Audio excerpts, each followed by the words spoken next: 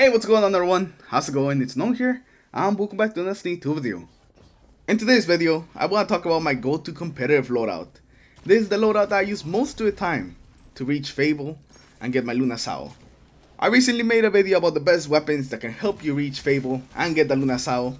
So today I decided that this video was going to focus on the things I use. The weapons I use, the subclass I use, the armor, the mods, pretty much anything that I had in my class, and why I chose it. So maybe you can learn something from this video, apply it to your gameplay, and maybe do better in competitive. So since I actually play on a hunter, we're gonna have a couple of hunter specific things, mostly when I talk about the subclass that I use. But even if you're not playing the hunter, I think that you can still take some things from this video. So without further ado, let's actually get started. Alright, so the very first thing that I want to talk about is the subclass. And for me, the subclass I used for most of the way there was the new arc staff, the Will of the Current arc staff. Mostly because of two amazing perks that it has. The first one is the super itself that lets you reflect stuff and also increases your damage output once you're reflecting. The increased damage actually lets you one-shot some of the other roaming supers, which is pretty good. When wearing the new arc staff, you are basically the same as the other arc staffs, the top and the bottom tree. Use that, you have even more survivability. Thanks to you straight up being able to deny damage or reflect something that otherwise would kill you. And the second perk that I really like on this subclass is actual special melee, Tempest Strike. At first I didn't really like it, but the more I used it, the more I started to like it, and I realized that it has some great potential, that you can really do some disgusting plays with this thing. But first we're going to talk a little bit more about the super and why it's amazing. The ability to reflect supers, heavy, or maybe use deny some damage while reflecting makes you very hard to kill. Normal weapons or shotguns can't really do much to kill you, because the bullets just get reflected right back. So you basically take no damage from them as long as you're reflecting. So unlike the other arc staffs, a lot of the time you can close the gap between you and enemies with pretty much full health, which is a really strong thing. So that pretty much just leaves supers and heavy to be able to take you out. The supers that you are very good against are the Goldie, the hammers, other arc staffs and sentinels, Nova bombs, stormcallers. Yeah, surprisingly you can actually do very well against the stormcallers. You don't really reflect the lightning, but you use deny the damage, a proxy guard, and then you use one shot them with your 3 times damage. It's a beautiful thing. Arcs and sentinels will actually get stunned if they try to hit you with their melee while you're blocking.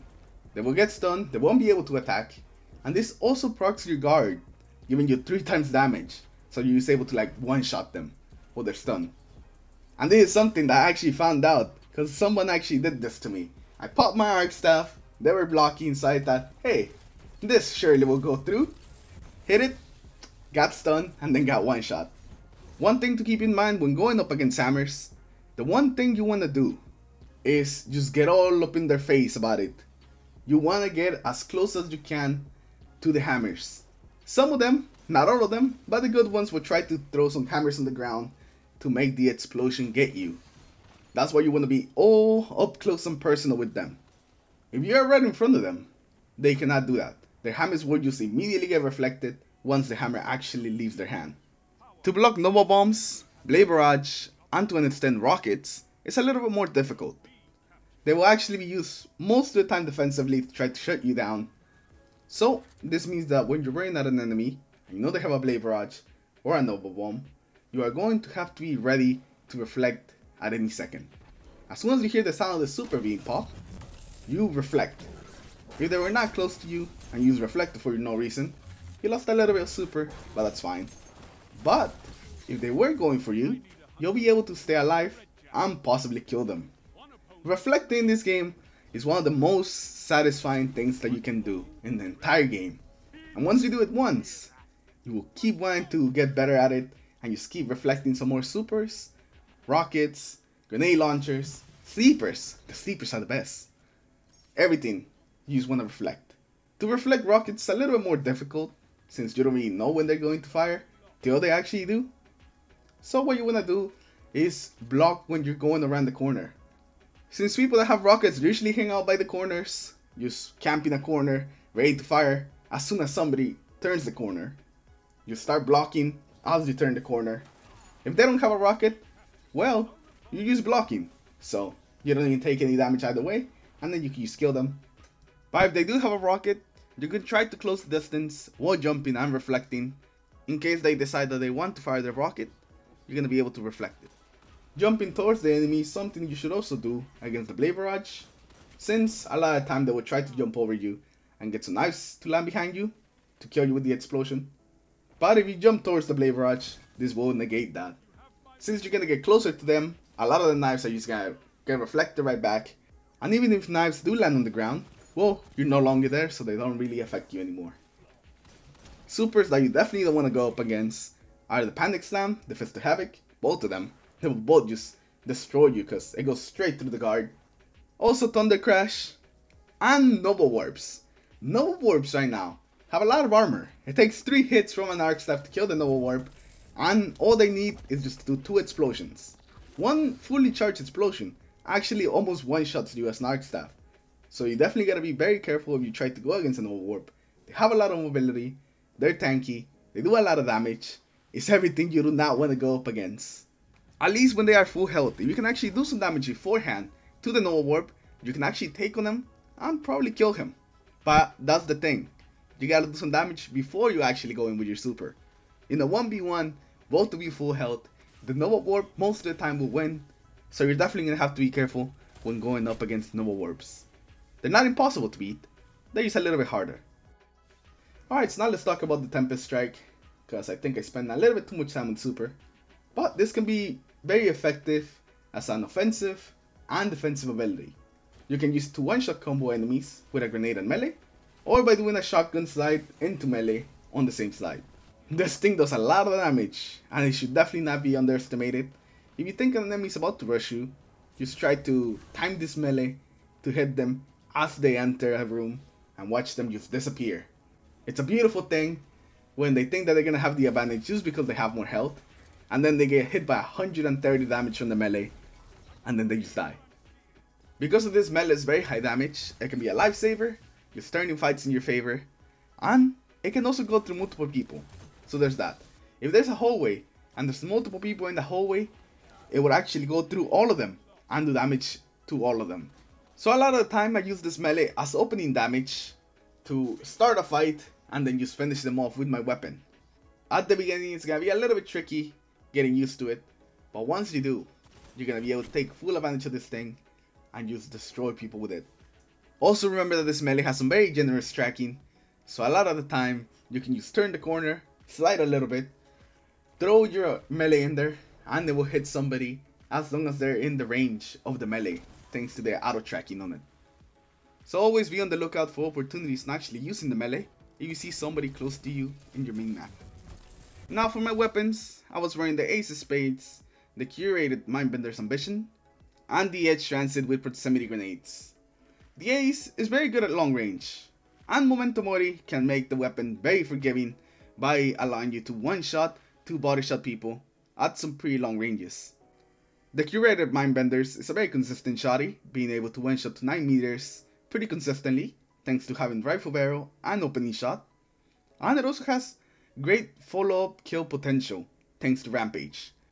Rampage will give you more damage, meaning that you're gonna have to hit less pellets to actually get a kill. And lastly, I had proximity grenades on the Edge Transit, but it doesn't really have to be an Edge Transit, it can be any other grenade launcher as long as it has proximity grenades. Proximity grenades just makes it much easier to kill people with grenade launchers. Even after the nerf to them, they are still great and are still the top choice for using grenade launchers. Yeah, this part of the video was pretty short, but I already talked about all these weapons in the other video that I made, talking about the best weapons to use in competitive. So you want to see a longer version of me talking about these weapons, just go to that video and it's there. Alright, so now let's move on to the armor. Just before I get to the mods, I am running with this armor 6 mobility, 3 resistance, and 5 recovery. Mobility is something that you definitely want to have as a hunter. You usually want to have some pretty high mobility. I'm fine with sets, I don't mind having sets, but that's also because I value my recovery quite a lot. So I like to get some 5 recovery, and that kind of hurts my mobility a little bit. I could probably hit like 8 or 9, but it would definitely take down my recovery, so I just decided to stay with sets. I'm not worried too much about the resistance because shotguns don't really care what resistance you have, they'll one-shot you anyways. Now moving on to the mods, I usually run 3 super mods and 2 Paragon mods, or 3 Paragon mods and 2 Super mods. You usually want to run 3 mods of one and 2 mods of another one. What you don't really want to do is stack 5 of the same mod. The more you stack mods on top of each other, the less effective they become. Once you hit 5, you're barely reducing whatever you're reducing. You're only losing a couple seconds on your super, a couple seconds on your grenade, your dodge. You're definitely taking the most advantage of your mods if you run 3 and 2. They reduce the cooldown on whatever you're using quite a lot, and it's just definitely a much better thing to do. Now when it comes to the mods that you actually do want to put on your armor, that's completely up to you. Although the one that I will recommend is the super mods. Running 3 super mods will definitely help you get your supers much faster, and supers are super valuable, no pun intended, in competitive. They can turn fights, they can get you an easy pick in modes where picks are very important like countdown, and basically win your rounds. Getting and using more supers will definitely win you more games, and a lot of times you're gonna be the first person to get a super in the game, meaning there's nothing that can stop you. You can destroy the enemy team without them even having an answer, because you got the first super in the game. So I recommend you run 3 of those, and then for your other 2 mods, it can be whatever you value. Since I'm a hunter running Dragon Shadow, I value my Paragon mods quite a lot, but you may value other things like your grenade and your melee, so you may want to reduce the cooldown on those instead. Now for the actual perks you're looking for to get on your armor. For your helmet, you're looking for a targeting. Whatever targeting of the weapon you're using. Since I'm using the Ace of Spades, I want some hand cannon targeting, which this gives me luckily. This will give you some extra aim assist, just making the weapon a lot easier to use. If you're using your shotgun a lot, I recommend that you look for some pump action. Pump action will help you get your supers even faster by giving you bonus super energy on shotgun kills. If you want to use spam supers in the Crucible, pump action is going to be your friend if you're running a shotty. There's also a version of this for snipers and fusion rifles in case you're running a fusion. So this works for some of the other special weapons you might be running as well. Next up, you're going to be looking for some scavenger perks on your gauntlets and on your class item. I have 2 shotgun scavenger perks, so instead of just picking up 1 shot, I pick up 3. That means I will always have ammo for my shotgun, so I will always be able to use it whenever I need to. Once again, you can also get fusion scavenger or sniper scavenger for both of these things, so it also works with the other special weapons. And the last thing that you want to look for when looking for armor for your build is kind of console specific, but we're looking for some traction. Traction will increase your mobility, and it will also give you a tighter turn radius while sprinting. And this is kind of a must perk for console. This perk will just improve your Crucible experience dramatically, and I definitely recommend that you look for this. Traction is now a must, and I don't even feel the same playing without it. I always need to have traction, or I feel you so slow. It's an amazing perk. And lastly, I guess I should talk about my exotic, which is the Dragon Shadow. The Dragon Shadow is just a top hunter exotic, up there with the Stompies. You just get so much after you dodge that it kind of gets addicting. Once you dodge, you're gonna reload all your weapons, and this dodge actually does proc kill clip and momentum mori. So you pick Gambler's dodge as your dodge, you basically get both of them at the same time. You get your melee back, and you will also reload your weapons and proc kill clip. You also get a speed buff, so you get to move around the map much faster. And then you get super handling. Max handling for all your weapons, which is really useful when using some low handling weapons. Like the shotgun I'm using, the Mindbender's Ambition. This thing handles like a dream after I proc the Dragon Shadow perk. Actually, any weapon handles like a dream. All the weapons actually feel amazing once you proc the perk. And you actually get to keep this buff for a pretty long time. By the time it runs out, you almost have your dodge again, so you can activate it again. It's just a crazy thing that you can do with the Dragon Shadow, and I love it. So I definitely recommend the Dragon Shadow in case you guys are looking for a good hunter exotic. But I think with that we're gonna end today's video. I think it went on for a little bit too long. I didn't expect to go on for this long, but hopefully you guys have enjoyed it regardless. And who knows, maybe you learned something new today. If you guys have some tips for people going for the Luna's Howl, make sure to drop them down in the comments below. I'm pretty sure that we'll appreciate them. Anyways, thank you all for watching today, and I'll see you guys in the next video. Take care everyone, have a good day.